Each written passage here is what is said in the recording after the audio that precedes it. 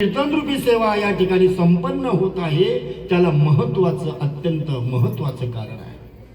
आपल्या गावातीलच नाही, नवी मुंबईतील वारकरी संप्रदायातील एक निष्ठावंत वारकरी, प्रत्येकाच्या सुखदुःखामध्ये धावून जाणारं जे व्यक्तिमत्व आहे ते आदरणीय सखाराम बाबा पांडुरंग पाटील यांना देवाज्ञा झाली आणि त्यांना देवाज्ञा होऊन आज 13 दिवस पूर्ण होत आहेत आणि त्यांच्या 13व्या निमित्तानं वैकुंठ गमन प्रीत्यर्थ या ठिकाणी कीर्तनरूपी संपन्न होत आहे. कीर्तनरूपी सेवेला अभंग कुठला घेतलेला आहे आपल्याला ज्ञातच आहे. जगद्गुरु तुकोबरांच्या गाथ्यामध्ये येणारा मागणी पर हा अभंग, कोण मागतोय, कुणाकडे मागतोय, का मागतोय आणि कशासाठी मागतोय याचं यथार्थ दर्शन घडवणारा. प्रत्येक जण कुणाकडे तरी काहीतरी मागत असतो. मागताना ज्याच्याकडे आपण मागतोय त्याच्याकडे मागण्याचा अधिकार तुम्हाला आम्हाला असावा.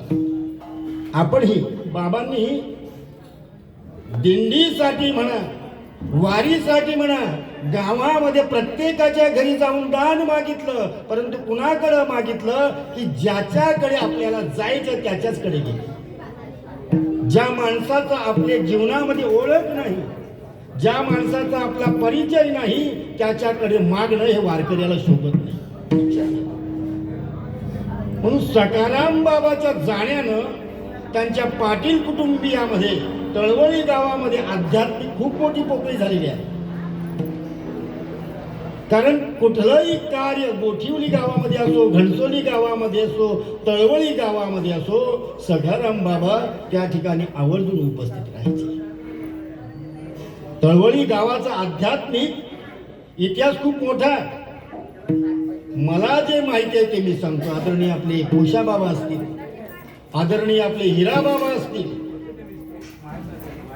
त्याच्यानंतर ह्यानंतर आपले लालचंद दादा असतील, आणखी दिंडीमध्ये चालणारे आहेत आदरणीय सहदेव बुवा पाटील असतील. या सर्वांना नवे गावातीलच नव्हे, आपल्या नाक्यावरीलही काही लोकांना बाबांनी वारीचं वेड लावलं. बाबांनी जे जीवनामध्ये कुटुंबियांसाठी केलं त्याही पेक्षा जास्ती त्यांनी धर्मासाठी केलेलं आहे. कधी कधी घरातल्या लोकांना आपल्या बाबाचं चरित्र माहीत नसतं. आपल्या बाबानं आपल्यासाठी केलेलं आहे तेही काही मुलांना माहीत नसतं. मग बाबांनी समाजासाठी